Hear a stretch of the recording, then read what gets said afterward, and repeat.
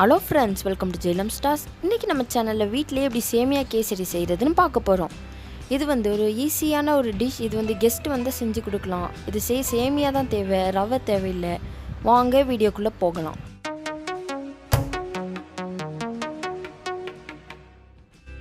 இது செய்ய என்னெல்லாம் தேவைன்னு பார்த்தீங்கன்னா 2 கப் சேமியா உடைச்சது, அதுக்கப்புறமா சுகர் 1 கப், இல்லைன்னா உங்களுக்கு இனிப்புக்கு தேவையான அளவு சேர்த்துக்கலாம், தேவையான அளவு நெய். இப்போ இதை எப்படி செய்கிறதுன்னு பார்க்கலாம். ஃபஸ்ட்டு ஒரு பாத்திரத்தில் நம்ம ஒரு டேபிள் ஸ்பூன் நெய்யை சேர்த்துட்டு அதில் கேஷ்யூ நட்டும் கிஸ்மிஸ் பழமும் நல்லா ரோஸ்ட் பண்ணிக்கணும். அதை ரோஸ்ட் பண்ணி எடுத்ததுக்கப்புறமா அதே நெய்யில் நம்ம வச்சுருக்கிற சேமியாவை சேர்த்து அதை நல்லா ரோஸ்ட் பண்ணணும். அது நல்லா கொஞ்சம் ஒரு ப்ரௌன் கலரில் வர வரைக்கும். அதுக்கப்புறமா நம்ம சேமியாவை எடுத்துகிட்டு ஒரு 2 கப் தண்ணி ஊற்றிட்டு, தண்ணி கொதிச்சதுக்கப்புறமா நம்ம வச்சுருக்க சேமியாவை அதில் சேர்க்கணும். சேமியாவை அப்புறமா நம்ம சேமியா நல்லா பாயில் ஆகிற வரைக்கும் நம்ம அதை நல்லா மிக்ஸ் பண்ணிக்கிட்டே இருக்கணும்.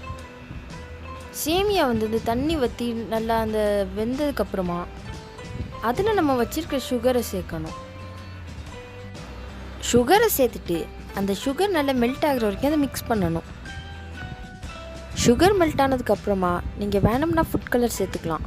நாங்கள் இதில் பிங்க் கலர் சேர்த்துக்கிறோம். நீங்கள் இதில் ஸ்மெல்லுக்காக கொஞ்சம் ஏலக்காய் தூள் சேர்த்துக்கலாம்.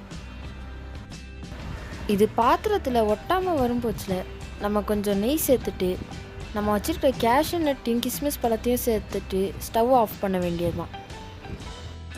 அவ்வளோதான், நம்மளோட சூப்பரான டேஸ்டியான சேமியா கேசரி ரெடி. இந்த வீடியோ பிடிச்சிருந்தா லைக் பண்ணுங்கள், ஷேர் பண்ணுங்கள், சப்ஸ்கிரைப் பண்ணுங்கள். கூடவே அந்த பெல் ஐக்கானையும் கிளிக் பண்ணுங்கள். அடுத்த வீடியோவில் பார்க்குற வரைக்கும் தம்ஸ் அப்.